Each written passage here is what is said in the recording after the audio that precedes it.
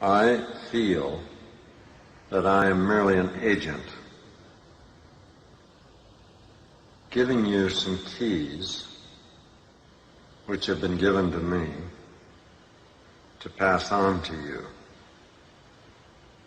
These keys are to unlock doors out of your present prison,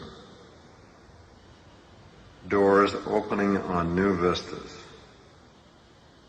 doors beyond where you are now.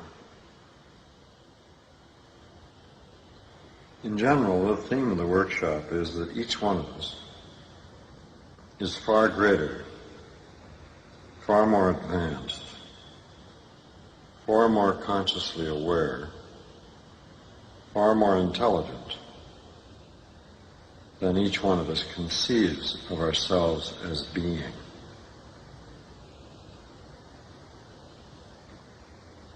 Our main problem then with these basic givens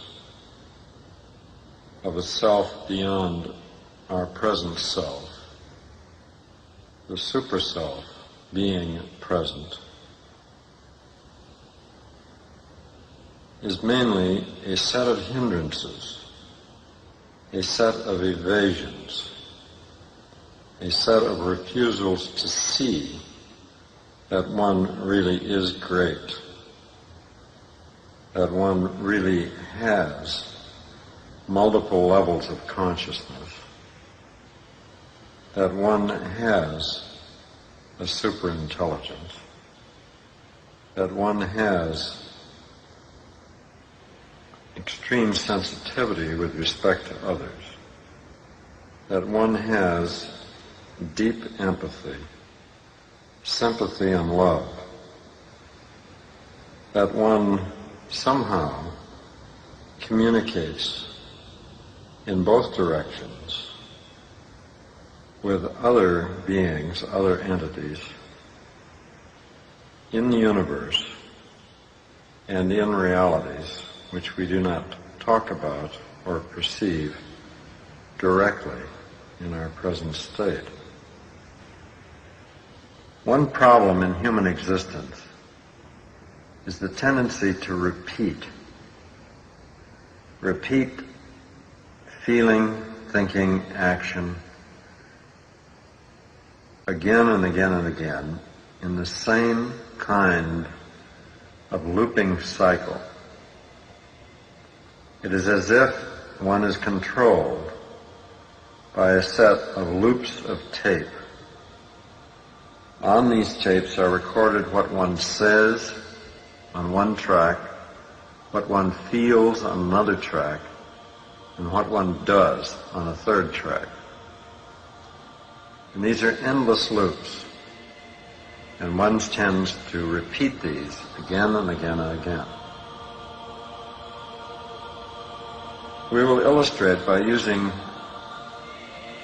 repeating words, repeating sentences, and repeating ideas, how one can get involved in such repetitional processes, and what sort of traps, blind alleys, evasions, hindrances, and refusals can develop in the face of such externally forced repetition. The point of these exercises is to make you more aware of the repetition processes occurring in your body, in your mind, in your feeling, and in your relationships with others. How you avoid achieving your goals by repetitive methods. How your relationships with others repeat, how you use them in the service of these blindly repeating patterns. How your capacity for repetition apparently is infinite, and how your orientation is not aware of these repeating patterns, and how large numbers of these must be eliminated become your function. How you must assimilate more open-ended, longer-term loops, one side of which goes to infinity. So it is not circular. It has become elliptical and even hyperbolic.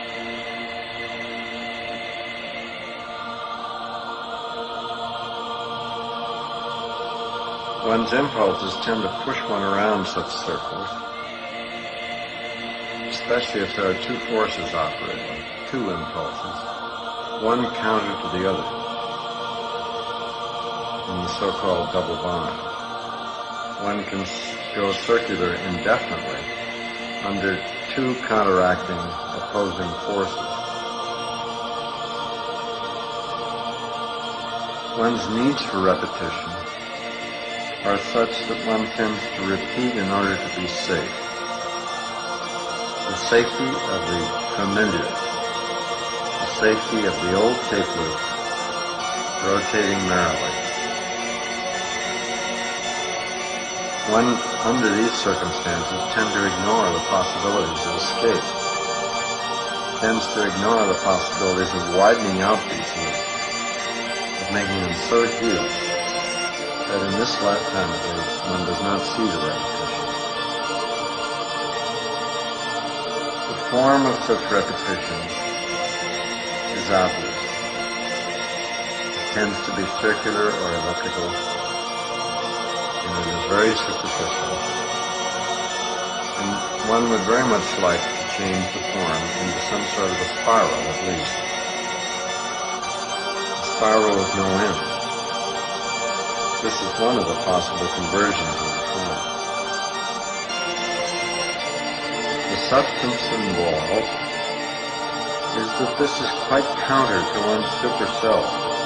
One's super self tends to be parabolic, hyperbolic, moving towards infinity, not caught in circular or elliptical orbits, but more shooting off on asymptotic paths, far out in the infinite universe.